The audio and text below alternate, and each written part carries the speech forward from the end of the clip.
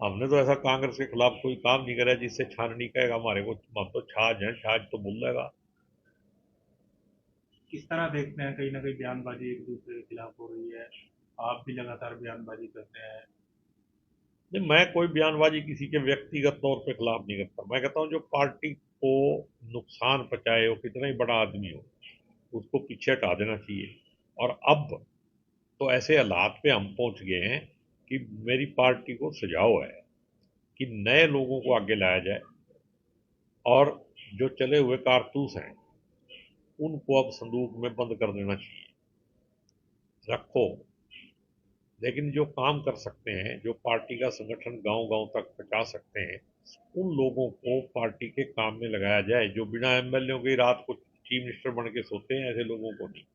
वीरेंद्र सिंह ने भी कहा है कि संगठन होता तो ये लाभ ना होते। ये तो पहले दिन से हम कह रहे हैं।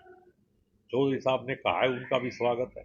और ये सच्ची बात है, बिना संगठन के, बिना फौज के आप मतलब जर्नैल अकेला क्या करेगा। युद्ध नहीं जीत फौज सकते। होनी चाहिए, और लड़ाई लड़ने की उसकी क्षमता के साथ साथ उसको अधिकार भी होने चाहिए। तो कहाँ सर, अब आपको भी फीडबैक मिल रहा होगा, कहाँ कमी रह गई, क्योंकि अब तो काफी समय हो गया हार के। कमी तो ये देखो, मेरे हिसाब से तो कमी ये है कि अब जब 4 आदमी घर में हैं, या 10 आदमी हैं, या 100 आदमी, मान लो 4-5 लीडर हैं, 10 लीडर हैं, जब उनकी आपस में बैठ के चर्चा ही नहीं होती, कोई मीटिंग नहीं होती, आपस में बोल चाल तक नहीं है, तो फिर पार्टी जीतेगी कैसे? लोगों तक तो किसी ने जाने की कोशिश नहीं करी, लोगों को अप्रोच करने की।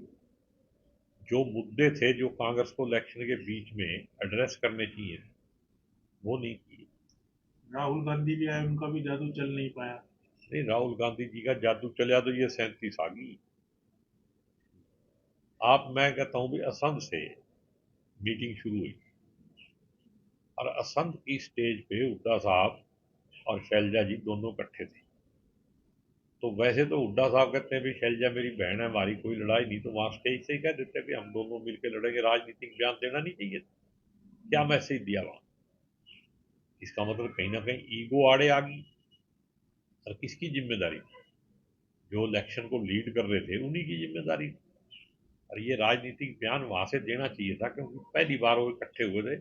फिर उसके बाद वो इकट्ठे होते, बयान देते ना देते, उसका मैसेज सारे में जाता। अभी बीजेपी वाले रोज जो नरेटिव बना रहे थे, उसके खिलाफ एक दिन डीएससी का मुद्दा था। मुख्यमंत्री जी ने कहा कि हम कोटा सिस्टम जो है उसको पहली कैबिनेट में लागू कर देंगे। कांग्रेस के किसी नेता ने बयान ही नहीं दिया। हम क्या करेंगे? टोटल जो डीएससी के लोग थे वो भाग गए ना। तो उनके ही भागने से कांग्रेस का, पर देखो, उन्होंने तो अपने आप ही साबित कर दिया भी हमारे अंदर इतना अच्छा तालमेल था। अब भी एक दूसरे के खिलाफ बयान दे रहे हो, कहता मैंने ऐसे कहा था, ये कहता ऐसे कहा था, यो कहता ये टिकटे गलत पटी, बांटन वाले भी तुम, और गलत कहने वाले भी तुम। अरे कातल ही मुंसिफ होगा तो फैसला क्या होगा? अब क्या हालात देखते हैं। मेरी तो देखो पॉजिटिव सोच है, और मैं उम्मीद करता हूं कि पार्टी आने वाले टाइम में मजबूत होगी। ये बाई डिफॉल्ट सरकार बनी है, ये तंत्र से सरकार बनी है, लोकतंत्र से नहीं बनी।